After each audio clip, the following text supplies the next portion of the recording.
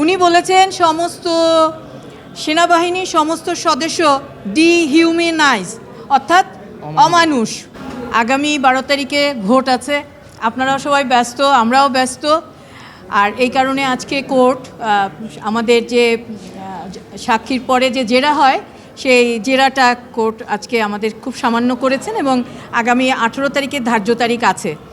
তো আজকে সাবেক সেনাপ্রধান জবানবন্দি শেষ করেছেন এবং ওনার জেরা আমরা বেশি কিছু না, জাস্ট একটা কোশ্চেন করা হয়েছিল এবং উনি একটা চমৎকার একটা উত্তর দিয়েছেন। এবং আমি গতকালকে আপনাদের মাধ্যমে সেনাবাহিনীর সদস্যদের কাছে যে একটা দুঃখ প্রকাশ করেছিলাম সেটা আমি আরও বেশি করে বলতে চাই। উনি বলেছেন সমস্ত সেনাবাহিনীর সমস্ত সদস্য ডিহিউম্যানাইজ অর্থাৎ অমানুষ। আর কিচ্ছু বলবো না ভাই। ওয়ালটন বিএলডিসি ফ্যান, খরচ বাঁচে 65% পর্যন্ত। ওয়ালটন বিএলডিসি ফ্যান ছড়ায় স্বস্তির সবুজ হাওয়া।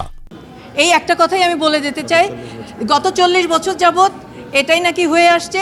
উনি গত 40 বছর ডিহিউম্যানাইজ ছিলেন, এখন উনি মনে হয় মানুষ হয়েছেন। এটা এটা এটা আমি 18 তারিখে জেরার পরে এই উত্তরগুলো দিব, কারণ এখন এটা তো সাবজুডিস ম্যাটার, তো এই উত্তর দেওয়াটা উচিত না। কিচ্ছু বলবো না ভাই, এখন কিচ্ছু বলবো না ভাই। উনি অনেক, ওই যে বললাম তো, উনি তো অমানুষ ছিলেন, এখন উনি মানুষ হয়েছেন।